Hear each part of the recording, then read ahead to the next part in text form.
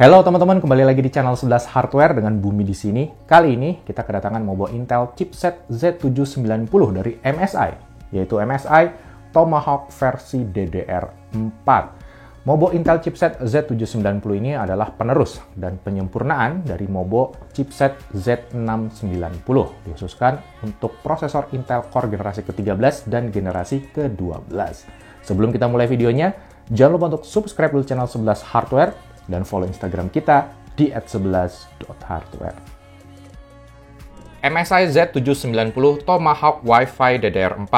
Ini adalah mobo chipset Z790 kelas budget. Ya inilah mobo zaman now ya. Seri Z kelas budget aja harganya udah nyentuh 6 jutaan rupiah. Mobo Z790 adalah penerus dari mobo Z690. Kalau teman-teman ingat, 1 tahun yang lalu MSI Z690 Tomahawk DDR4 harga rilisnya ada di kisaran 5 jutaan rupiah. Saya pernah review mobo ini bareng Nerd Review. Buat kalian yang belum nonton, bisa cek videonya di link pada kanan atas. Kalau kita lihat-lihat, desain Z790 Tomahawk ini hampir sama dengan yang versi Z690-nya. Sama-sama punya tema hitam kelam, corak dan layout armornya juga mirip, tata letak konektornya juga identik. Tapi dari sisi harga, keduanya ini bisa berbeda lebih dari 1 juta rupiah. Kita akan coba cari tahu ya. Namun sebelumnya, ini adalah penampakan dari isi paket pembeliannya. Paket pembeliannya ini simple banget untuk mobo seharga 6 juta rupiah. Bahkan MSI tidak menyertakan buku manual. Buku manual mobo ini bisa diunduh di website resminya MSI. Oke, kita coba cek dulu dari CPU power konektornya. Mobo ini menggunakan 2x8 pin IPS power connector atau sama persis seperti Z690-nya. Untuk konektor fan, mobo ini punya 8 konektor. Buset, banyak bener ya. Udah kayak mobo HEDT aja nih. 3 di bagian kanan atas, 1 di bagian bawah heatsink VRM, dan 4 lagi ada di bagian bawah mobo. Seri Z690 Tomahawk juga punya 8 konektor fan yang tata letaknya juga hampir mirip-mirip. Terus untuk RGB headernya ada 2 di kanan atas dan ada 2 header lagi di bagian kiri bawah. Namun untuk di bagian kiri bawah ini ada 1 RGB header yang pakai 4 pin. Untuk slot DIMM, MSI bilang support RAM sampai dengan kecepatan DDR4 5333 untuk konfigurasi 1 DIMM per channel. Untuk list RAM mana saja yang tersertifikasi, teman-teman bisa lihat menu QVL-nya di website resmi dari mobo ini. Di harga 6 jutaan kita masih belum dikasih postcode, tapi untungnya kita masih dikasih LED troubleshooting yang berwarna. Jadi kelihatan tuh indikator mana yang menyala kalau udah gelap-gelapan di dalam casing kayak gini. Terus di bawah konektor 24 pin kita akan menemukan satu buah USB-A 3.2 Gen 1 dan satu buah USB-C 3.2 Gen 2 untuk front panel casing. Di bawahnya lagi kita akan menemukan 7 buah slot SATA, 6 menghadap ke samping dan 1 lagi terpisah di bagian bawah mobo. Layout SATA-nya ini lebih baik dan lebih banyak dibandingkan dengan yang versi Z690-nya. Terus untuk audio codec-nya, mobo ini udah pakai Realtek ALC4080. Berbeda dengan Z690 Tomahawk yang punya 4 slot ekspansi, seri Z790 ini hanya punya 3 slot ekspansi saja. Slot pertama yang di atas ini support PCIe Gen 5x16 yang LAN-nya itu berasal dari CPU. Sedangkan slot PCIe kecil di bawah ini punya LAN dari chipset, begitu pula dengan slot PCI Express yang ada di bawahnya. Untuk slot M.2-nya baik Z690 ataupun Z790 Tomahawk sama-sama punya 4 buah slot M.2 SSD yang keempat slotnya ditutupi oleh armor. Terdapat informasi nomor slot pada masing-masing armornya ini dan terdapat juga thermal pad yang cukup tebal dari MSI. Di seri Z790 ini, keempat slot M.2-nya kini sudah support PCIe Gen 4 X4, sementara di seri Z690-nya hanya 3 slot aja yang support. Oh ya, untuk slot M.2 nomor 3 ini juga bisa dipasangin SSD M.2 SATA.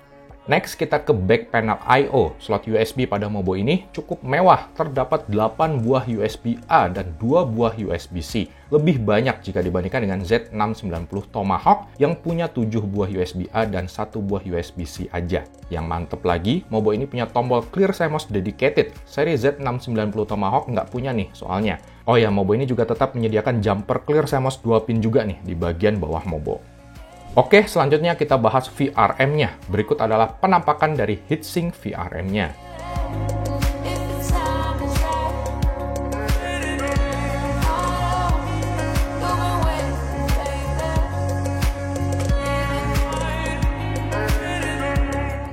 Untuk bahas VRM ini, saya rekam suara secara terpisah. Sorry kalau suaranya agak berbeda dengan yang tadi gitu ya.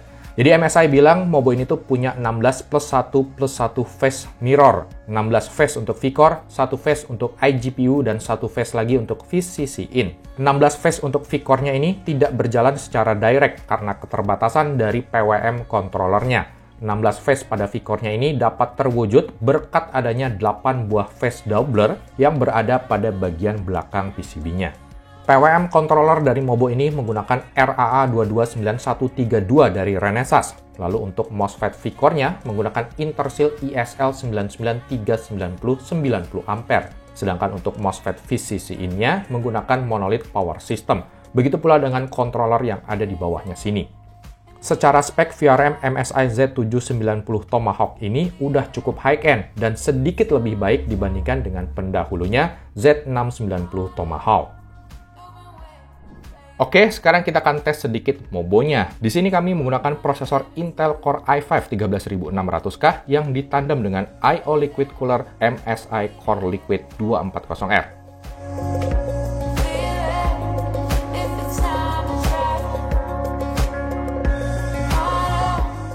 So, inilah penampakan dari BIOS-nya. Di sini saya menggunakan update BIOS terbaru versi 1.3. Ada begitu banyak menu untuk mengatur settingan voltase. Untuk mengaktifkan XMP, kita bisa pilih menu yang ini.